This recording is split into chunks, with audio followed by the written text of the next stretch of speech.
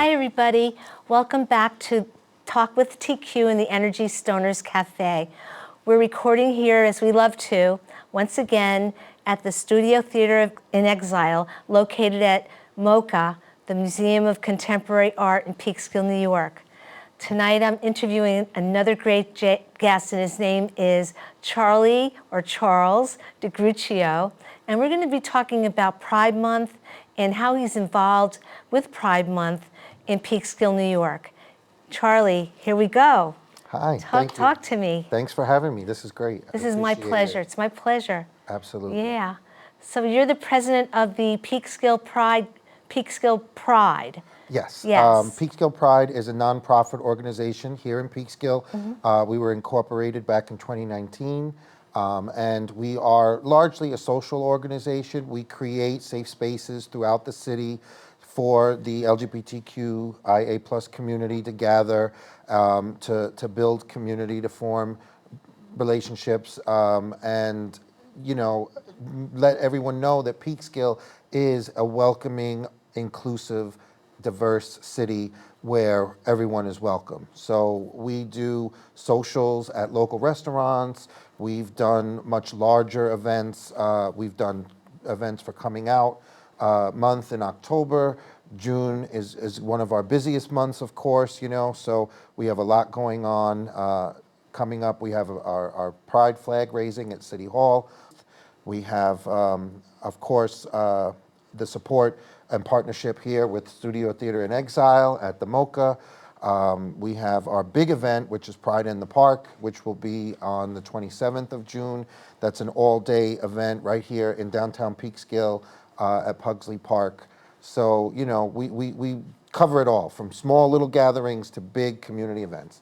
So is this the first year that you're president and doing this? I became president of Peekskill Pride 3 years ago, I believe. I joined the organization about a year after I moved to Peekskill from the Bronx, came up to Peekskill in 2019, and it was the members of Peekskill Pride that first welcomed me to the community and embraced me and, kind of showed me around Peekskill.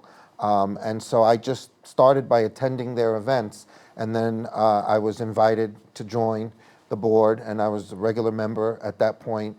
And then over the 6 years now that I've been around, I've slowly gotten more involved. I was secretary at one point, vice president, and then most recently now as president. Hey, president.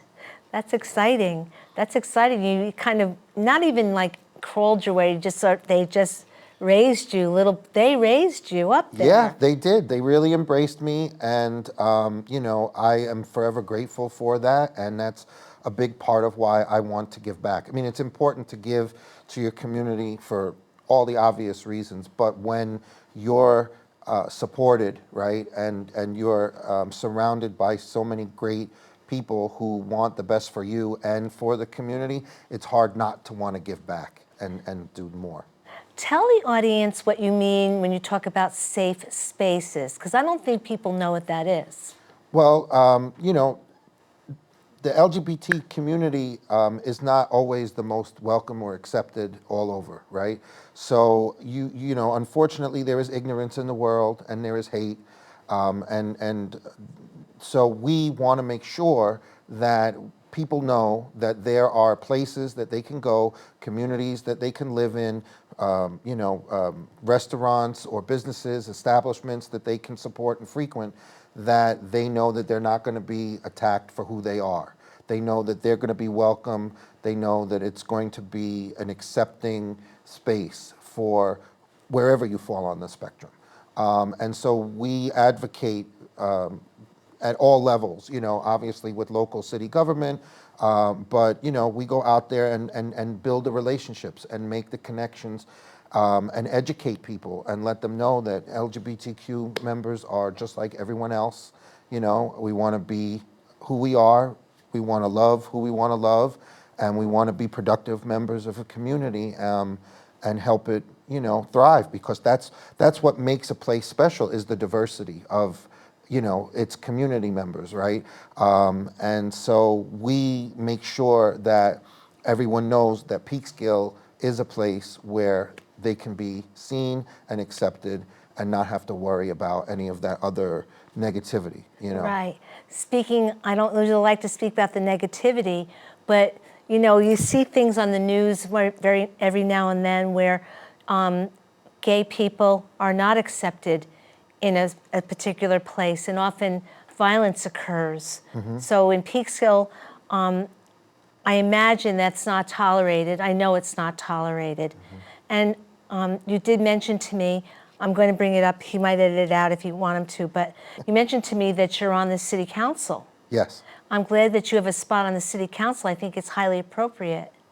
Yeah, you know, and that was something that stemmed from my involvement with Peekskill Pride, because my involvement, you know, volunteering with Peekskill Pride, you know, just let me see how much needs to be done in the community and how important the work is. So over time, I just kind of felt like that was the next step to get more involved, and obviously friends and family encouraged me as well.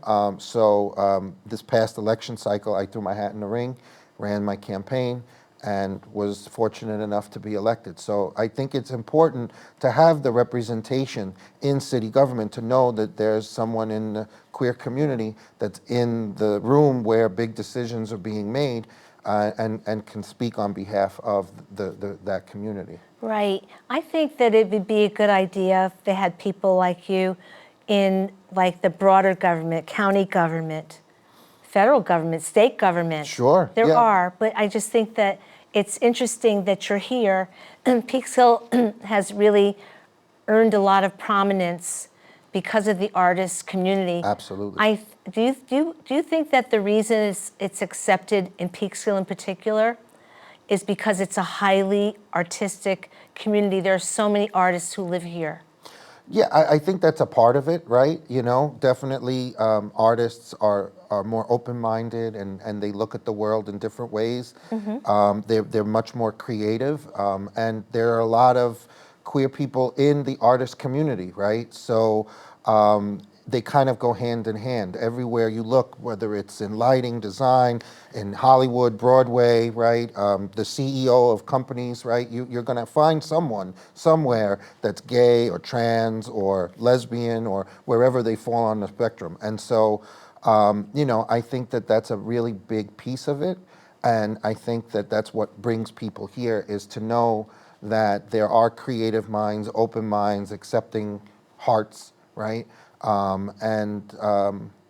Yeah, unfortunately, there are some surrounding areas in Westchester around Peekskill that aren't as accepting. And so that's why it's even more important for us to do the work that we do, not just for Peekskill, but we have a lot of support that around us from people who don't have what we have here in Peekskill. They'll come from their communities to our events because they know that it's okay to be here, that they're more accepted here. Accepted, yeah.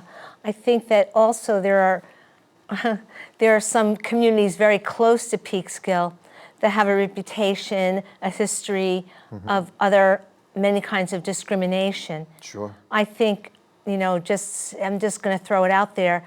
I think that gay men tend to be very strong, and I wouldn't want to get in a fight with one of you.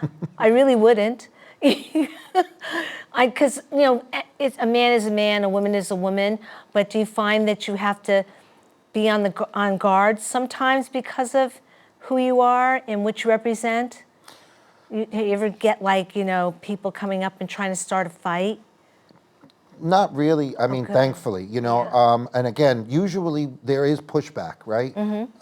But we're lucky that it doesn't really happen here in Peekskill. Yeah. There have been other events like Drag Queen Story Time in surrounding communities where the community did come up in arms and push back because of their concerns, right?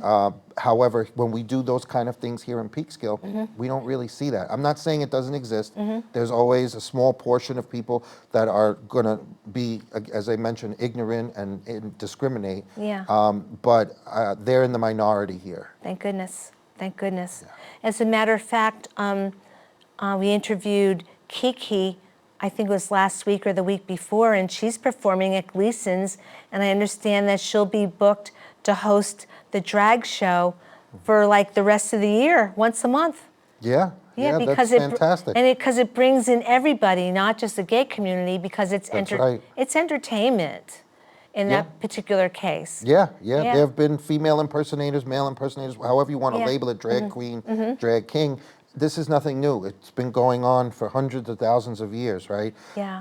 And so, it's an important piece, right? And it's important, again, that here in Peekskill, we can put on something like that. We can have members of the community come together Right. and know that if they want to go to a show, that they don't have to look over their shoulder or worry about something Yeah, happening. God And they can forbid. enjoy themselves. Yeah, exactly. And you will enjoy yourself, That's what I say. Absolutely. I say that for sure. So what's next for you? Okay, you're on the city council, you're the president of Peekskill Pride. That's huge. Do you ever lobby in like the larger entity of government? I'm not trying to give you a job. It's just curiosity. Right. I'm curious. No, I haven't gone that far. I'm fairly new. I was just elected this past November, so I've Okay. only been in city council. This is May, so 5 months. Okay. And I'm enjoying it, and I'm kind of seeing where it'll lead me. You never know. Yeah. I never thought I would be in that kind of a position in the first place. If you would have talked to me, like a few years ago, I'd be like, me, city council, what? Yeah. But for now, Peekskill is my focus. I'm a full-time teacher by trade. During the day, I work in New York City. And then I come here, and this is my other half of where I spend my time, is investing in, again, creating those safe spaces with Peekskill Pride, and again, trying to make Peekskill a better place for everyone with my new role on the council. Great. What's in the future? We'll see. I don't know. What grade do you teach in New York City? High school. Oh, okay. High school English, and this year I have the bookends. I have freshmen and I have seniors. So Okay. it's an interesting mix. Yeah, the seniors are hard to control, I understand. The freshmen are worse. Oh, are they worse? I was like, Yeah. freshman, yeah, what's They that? come out of middle school, so they're still a little Yeah. squirrely, more so. Oh, okay. The seniors, they're pretty much, like they've got it together by the Yeah. time they get to 12th Or they ought to. Or they're a little bit checked out, though, because they're ready for graduation. Right, right. Do you find that that schools, do you find like that you can almost measure in your head a percentage of queer children? Not that it matters. Do you Oh, ever they're have to, like- there. They're Yeah, there. yeah. If a school is lucky enough to have a GSA, they call it either Gender Sexuality Alliance or Gay Straight Alliance. Yeah, And they, are very open to anyone in the community, allies especially too, Yeah. right? You don't have to necessarily be part of the LGBTQ community, but there are still kids that are afraid to come out, whether it's because of their parents or their own insecurities. They're worried about bullying. Every space is different, right? Right. And so hopefully every school community is doing what they can to avoid those things from happening and letting people be who they are. But what you see on a national level happening throughout our country and the attacks on the trans community, it's happening on, it trickles down. yeah. Rather than so- trickling up. Right. Well, it works both ways. And I think for a long time, we have been trickling up and we have made many strides in acceptance, and we do see more representation in media, and we do see people coming out in sports, in, corporations. You see, all of these people.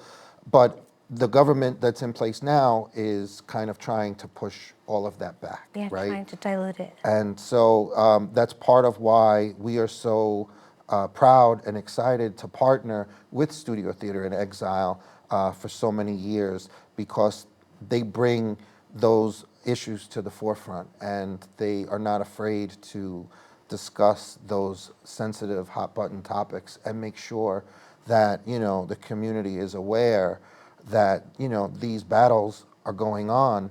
Last year we did the Laramie Project about Matthew Shepard, and I was very proud to have actually been a part Yeah. in that. I played the role of the narrator, and I got to work with Tom Kramer very closely and the rest of the cast.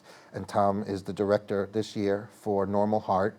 And so when we see what's going on, again, on a national level, and how could we not be involved and make sure that, our message gets out there keep it current and to push back, to let everyone know that these are, the normal heart's about HIV and the 80s crisis that went on, and the battle that we had to fight then, right? Especially for gay men, but it's for everybody's health, because HIV doesn't discriminate in who it attacks, right? And who it, suffers from it. So, it's not just about us in the community, it's about everybody as a whole. And that's the message that we want to get across, is that, we're stronger together, even though we're very different.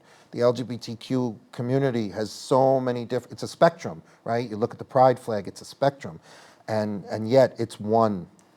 And that's the spirit that we try to advocate for in everything that we do, is that, yeah, we're different and we have our own unique differences, but we're really in this together.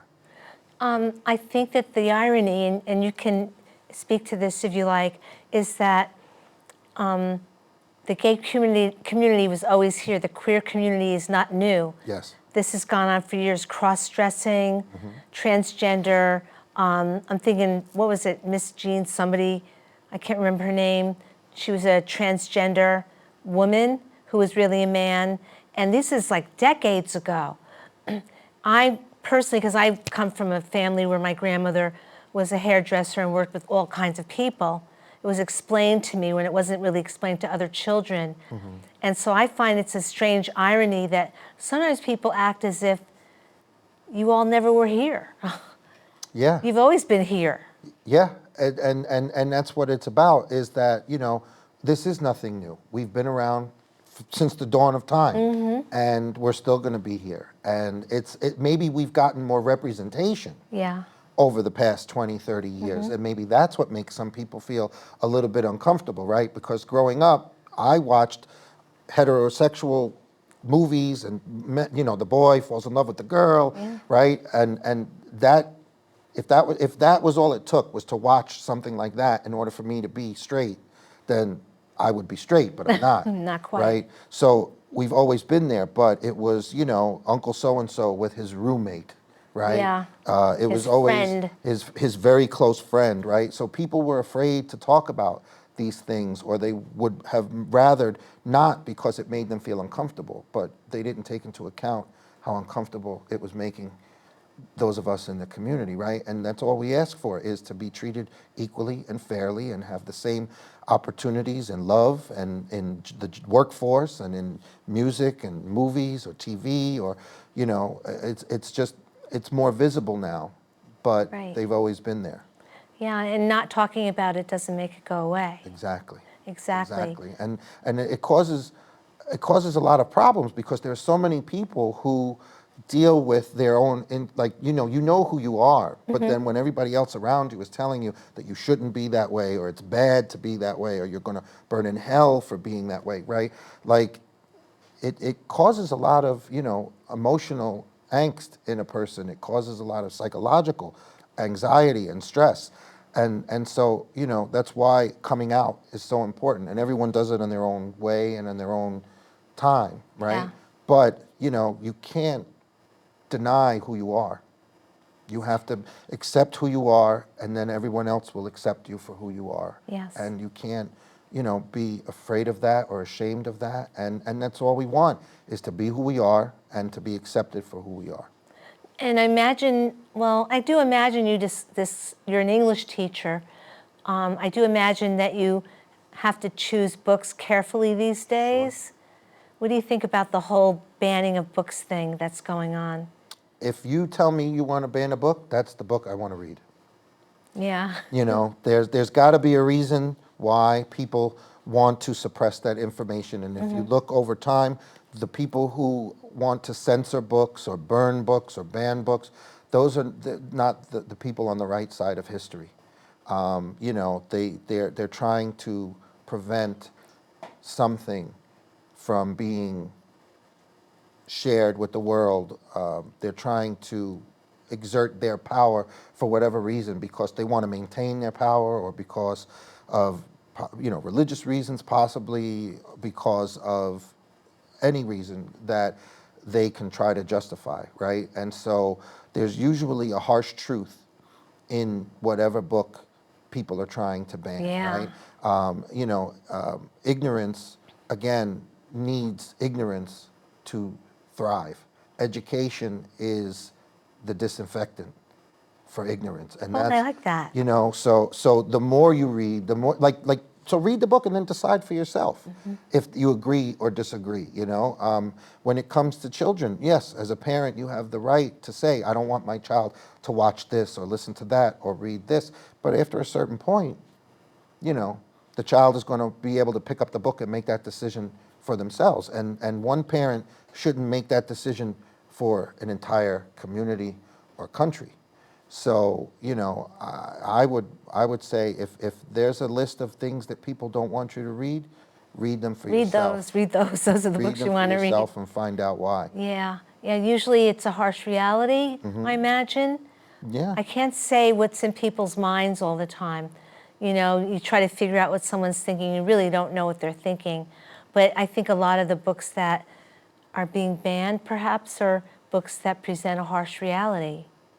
Some of them are harsh, right? There's a course that's recently established through the AP board for African American studies, right? AP African American studies.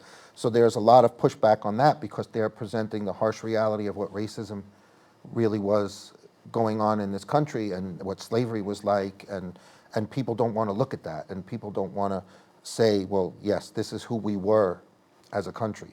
But there's a lot of positivity too. Again, if a kid can pick up a book with a queer character as the main character and see them, fall in love and be successful and do all these great things, And be that's happy. not a harsh reality. That's a beautiful reality. And you want that child to be able to read that and say, if it's okay for them, then it's okay for me, and I can see myself in these characters, and I can create that same, joy, and I can do those things. I can be a scientist or a doctor, or I can fall in love and get married with whoever. It doesn't have to be this cookie cutter presentation of what everyone else expects, right? So it can be harsh, but there's a lot of positivity out there too that you want to spread so that people know that they're not alone and that it's okay. Well, speaking of expectations, I imagine as a man, and you're a young man, I imagine that your family had expectations of you. I think that what I've observed is that often the expectations that a family has are usually thrust upon the male in the family. And so for you, I'm just wondering what that was like, knowing you knew who you were in your heart, but then having these expectations thrust upon you. Yeah. That must have been quite daunting. Yeah, it was not easy growing up. When I was in high school, we didn't have the GSA, like I had mentioned earlier. So there was no club or community in my school when I was starting to figure out who I was that I could go to, right? So a lot of people were in the closet. A lot of people, were very straight presenting, but denying who they really were. Yeah. And then you go through college and, you kind of, for me, that's where things started to open up when I went to college and you meet different people from all over the place and Yeah. not just from your neighborhood, and you start to meet different backgrounds of people and all walks of life, and then you start to say, well, hey, there's a whole other world out there that I can be a part of, that's not just this way. So it took me a while to come to terms with who I was and embrace it. And then, it really, like I said, once I came up here and I became a part of Peekskill Pride organization, there's really no going back. Yeah. It's just, I'm out there, and I'm, again, proud to be someone who is an example, I think, for everyone else. If that's all I do is let somebody else know that it's okay if they're gay or whatever it is, then I'm okay with that. Tell us about the timeline for the events for Peekskill Pride Month. Sure. So we kick off June with the flag raising at City Hall. That's on June 6th. I'm sorry, June 5th. June 5th. June 5th at 6:30 p.m. at City Hall. And our Rain or shine? Rain or shine, we will be there. It has rained in the past. We moved the ceremony to the indoors for a little bit, and then we come out and we raise the flag quick in between the raindrops. Oh, great. And then on the 6th, we're doing an event here at the Studio Theater in Exile with Amber Gesa, who is a drag queen who we've partnered with many times in the past. And we're working with other organizations to bring more awareness to HIV, and we're going to have a mobile testing unit here as well, so people can come and enjoy the entertainment and get educated on HIV prevention, and also get tested if they want and find out their status. And then the following weekend, we have the opening of the Normal Heart. June 12th kicks it off. That will be for 3 weekends here at the Studio Theater in Exile. And we have a boat ride on June 10th with RMS Cruises right out of our riverfront here in Nice. Peekskill. We'll Yeah. take a nice boat ride up the Hudson. We'll hit West Point and swing back around. There'll be DJ, dancing, a good time with that. It's open to anyone? It's open to anyone. The tickets are available. If you go to peekskillpride.org, that's our website. All this information is on there. You can buy your tickets. You can follow us on Facebook and Instagram as well. And then at the end of the month, we really close things off with our big Pride in the Park. It's going to be our 6th annual. Wow. This was something that we decided as an organization we wanted to do for families. You know, there are a lot of adult activities, right? But we wanted to make sure that there was a place where families can come and bring their children and know that it's, again, a safe space. So that's going to be from, I believe, 2 to 6 p.m. at Pugsley Park, right here in our downtown. And we're going to have Paige Turner, who is a very talented drag queen, as our main talent for the show. There'll be tons of vendors there, and there'll be School of Rock. They'll perform a few songs and other talent as well from the community. And then ultimately, we'll close out the day with a after party at Gleason's, a local restaurant here as well. It'll be a small drag show, so that'll be for the adults only at the end of the evening. The So we've got a daytime lot. event sounds very wholesome. Yes, and we have baby goats and all sorts Ooh, of baby goats. different. love baby It's goats. great. Every year we try to bring in a new element to it, but it's again very family friendly. There'll be drag story hour. There'll be all sorts of activities and events for the kids, the whole Yeah. family. So we hope that everyone can come out and make it. It sounds like great fun. It does, especially the baby goats. I love baby goats. Yes, they are the Yes. star of the show every Yeah, year. they're so cute. They are, the way they hop up on the table. Yeah, so anyway, let me not get off. I digress. Sorry. Anyway, no, it's not about the goats, I know. But it's a wonderful thing. I'm so happy that you're president of Peekskill Pride. Thank I you. really am. You know, you seem like a real good face for it. Well, and it's an amazing team. I can't do it by myself. We have a great team, and I have to really shout them out because, you know, they're the ones that do the heavy lifting and make these things happen. It's a teamwork makes the dream work. Anyway, thank you, Charlie. You're the best. You really are. you. You're This was great. awesome. Thank you You're so much. great, and thanks so much for just telling us all about it. And so at that, I'm going to follow Jim's direction. I'm going to wrap it up, and I'm going to say goodbye to my audience, and I'll see you soon. Bye-bye.